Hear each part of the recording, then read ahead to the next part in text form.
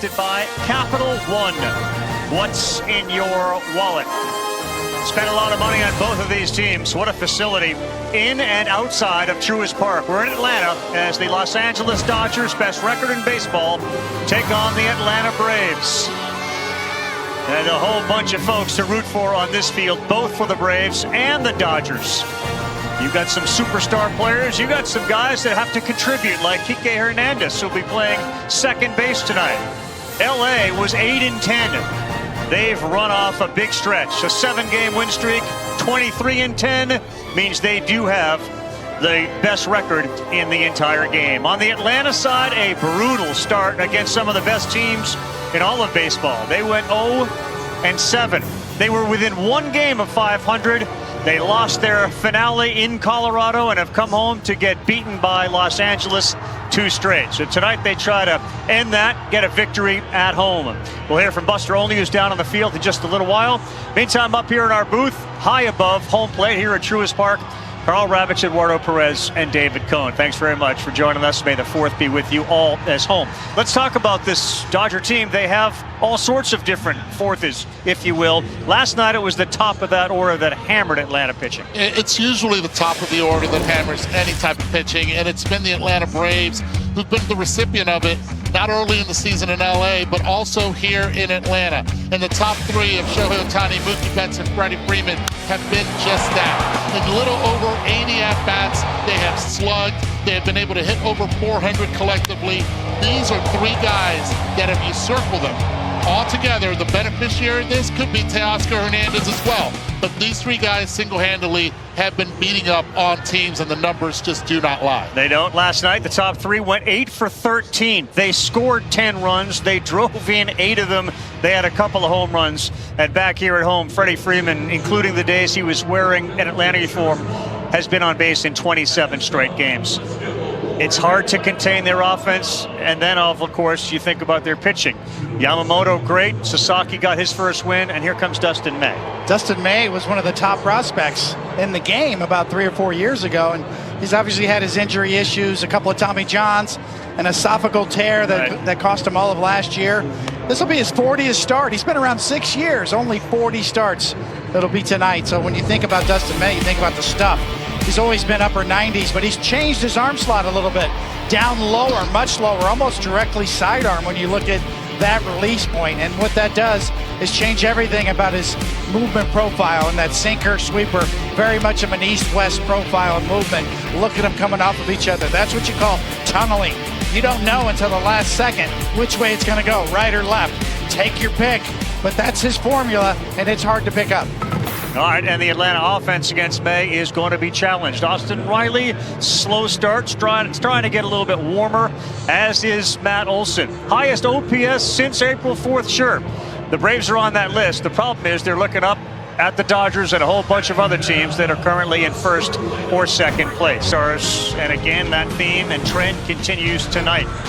Coney played on that last team to repeat as champions, the late 90s New York Yankees. They were relentless, and Buster Olney, as we send it down to you, that's a word I keep hearing about the Dodgers, relentless. Yeah, and offense, it makes up for a lot of ills. Think about it, Carl. They've lost pitchers like Blake Snell, like Tyler Glasnow. Mookie Betts started the year sick. Freddie Freeman got hurt. And yet, as play started today, the Dodgers had the best record in baseball.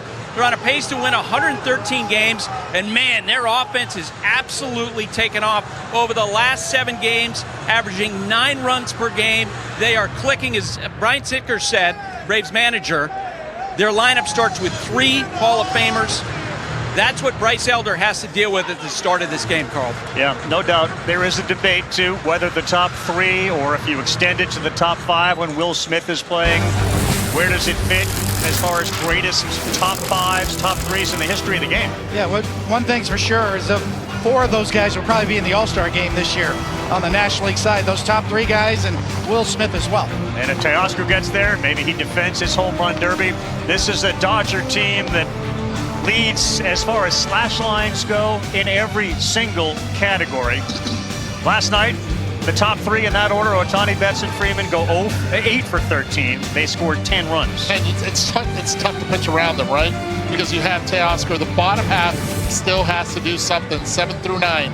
Can they be able to get also to Bryce Elder? There's been some encouraging signs from Bryce Elder, who's on the mound. His last 2 games, 6 innings against the Cardinals and the Rockies. But the Cardinals and the Rockies aren't the Dodgers. Well, yes, this is a really big test for him. And talking to his manager, Snicker, before the game, it's really about him throwing strikes. You know, you notice the strikeout and the walk rates in an era of strikeouts being premium for pitchers. He's not a strikeout guy. He's a ground ball guy. So getting ahead and weak contact is a key for him. If you think about what I just said, the Cardinals and Rockies combined aren't the Dodgers. Nobody has that guy except Los Angeles, Shohei Ohtani. And of course, we all remember what he did last year with his homers and stolen bases, each over 50. His second half was historical. His September was crazy good. And the Dodgers now back here with the best record in baseball as Ohtani will step in. Leadoff home runs, not a thing he's afraid to do. So it's Elder and Ohtani as we get set to start Sunday Night Baseball. And it's a team that makes adjustments really well. Yesterday struck out the side early for the Dodgers, but they were able to bounce back second time around the order. And this year they're 10-2 when they score in the first inning. That's best in Major League Baseball, and it all starts with this guy. A couple of months before he's back on the mound, but you can see his home run totals and his stolen base totals, remembering what I just said about last year, are actually ahead of pace. Dangerous time now, Ohtani. Second time up. Yeah, Snit said your relationship with Harris, how he's benefited by having you in the lineup. You comment on that? Yeah, I mean, for me, dude, it's just, he's been an awesome guy, man. I think somebody's obviously had some success, got a little contract to where, you know, he could feel good. And, you know, just coming playing with him has really helped me too, man. Taking away the stress, just making it kind of like a game again. And, I mean, both being lefties, we have similar styles of hitting, you know, so it's just kind of always giving my 2 cents. He gives me his, you know, talk about what we saw up there and, you know, just try to help each other for, you know, just see if we can get any type of information that's going to give us a slight advantage. Yeah, all right. Let's watch the Ohtani at bat. 2 balls and a strike. 3 balls and a strike.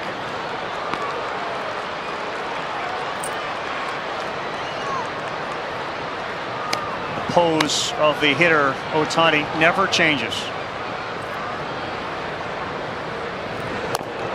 And he walks in.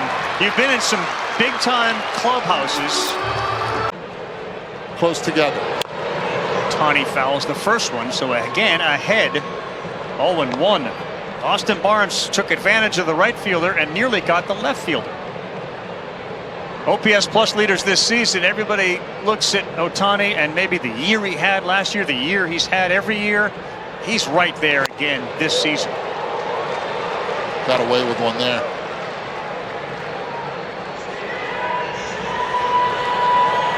You hear the term, Eduardo, about hitters. You need to let the ball travel, right? Ohtani does that as well as anybody. Look how late he pulled the trigger on that high slider. He recognizes it, and let me take a lash at it. You've had nights like this, obviously, like Elder. He just said he got away with one. Do you get away with them on nights like this? Sometimes you do when you're aggressive and you're constantly forcing the issue, as Snicker said. Yep. 1-2, cameras out for Ohtani, and he sends one high center. Harris is back at the track, still drifting, and he is there right in front of the wall. It looks like he may have lost it for a second in the sky, and Shohei Ohtani now up with 2 down.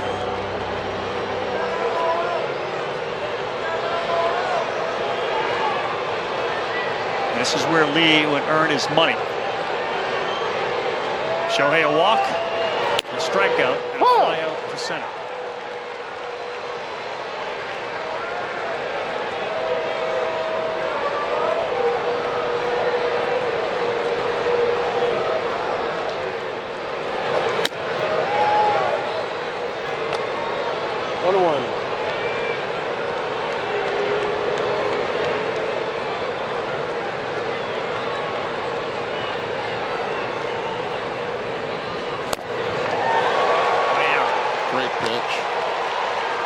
Just right out of the zone. Shohei fell right out of the batter's box. Kind of undersold the fly out to center.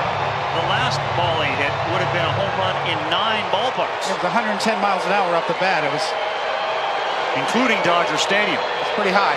1-2. 2-2.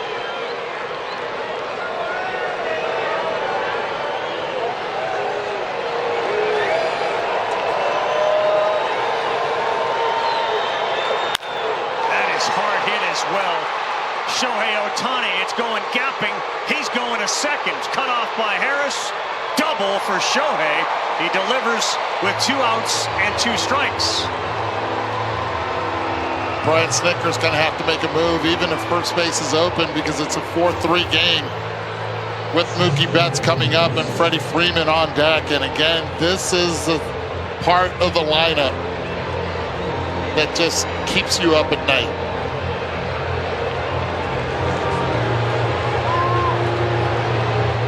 But this ball is absolutely hammered once again. I mean, do you expect anything less from Ohtani at this point? I mean, okay. 109 miles an hour off the bat. Trying to sneak a fastball by him. I mean, it got to the gap in a hurry, and that bounced a bunch of times. It's a great play by Harris as well. But it keeps adding to the legacy. I think Sarah Lang's note was, since StatCast started measuring exit velocity, he's got like the top 12 hardest hit balls on the Dodgers. That guy, 17. No, not Freeman, not Betts, not Teoscar. He's got them all.